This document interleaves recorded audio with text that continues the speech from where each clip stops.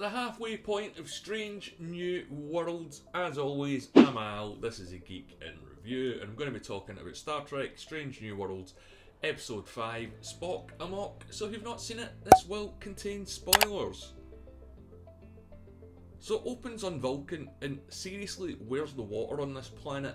We've had 60 years of Star Trek, and it's always just desert, but that's just a great, don't worry about it. And in this opening dream sequence, spoiler alert, it was a dream sequence with Spock fighting himself. I don't know if it's just me or it's the amount that we're seeing this on television recently, but the digital wall really stands out for me.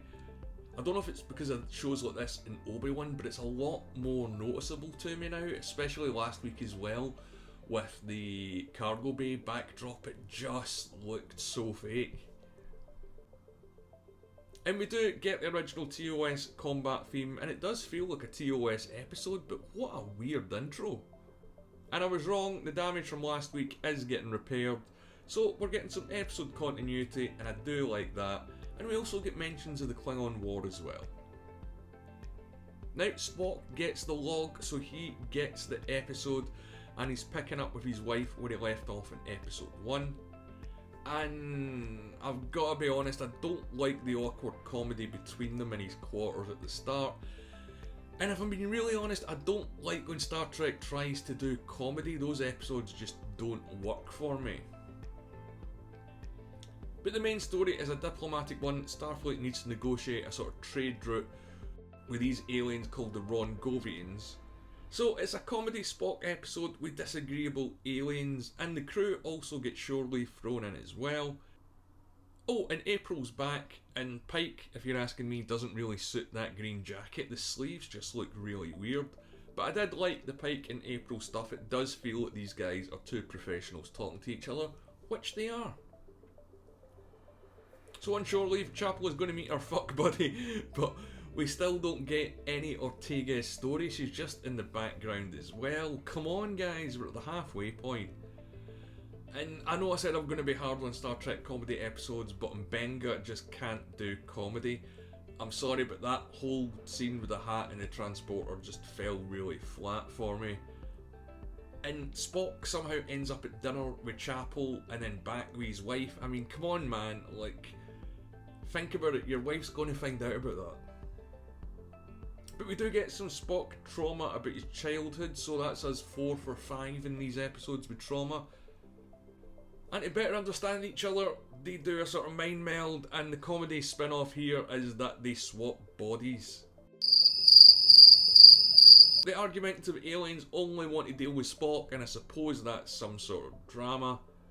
And for some reason they decide not to tell anyone about this straight away, so I'm not sure how giving the main comedy beat to a species that don't experience motion works. So Spock, as TPring goes to ask Chapel for help, and TPring goes to the negotiations with Spock, but why does Ethan Peck make his voice softer? To me, I just think that's really lazy. I mean, we've seen these tropes been done before and been done a lot better, but yeah, it's like, you've told us that you've swapped bodies, you don't need to make your voice softer. The actress playing TPring didn't make her voice really that much deeper.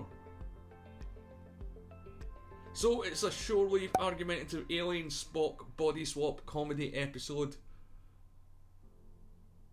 But what else is going on? Well, number 1's been a bit insecure when she finds out she's got a nickname amongst the crew.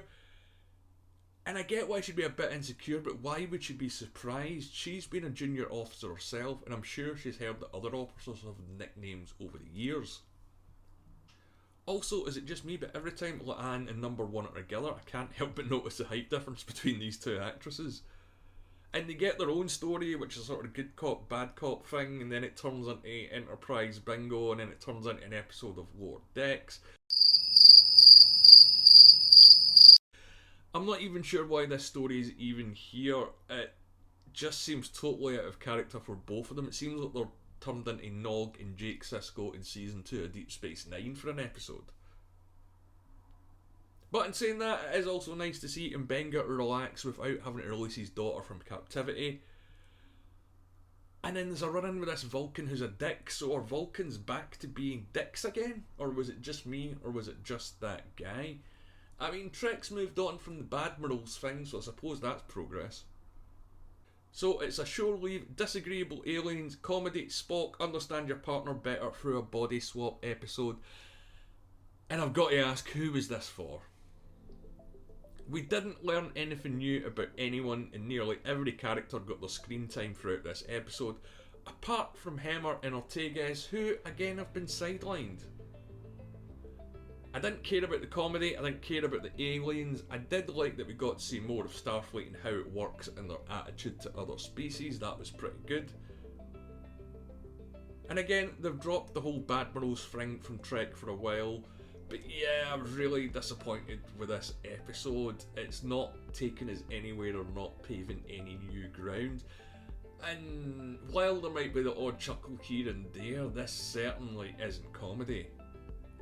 Now, at the time of recording this, I haven't watched the Orville yet, but it's also out on the same day, so it's going to be interesting to see how these two shows stand up to each other.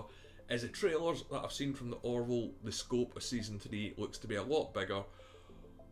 Also, people are going to have a huge problem with that bit with number 1 and Lan walking outside the ship using a force field.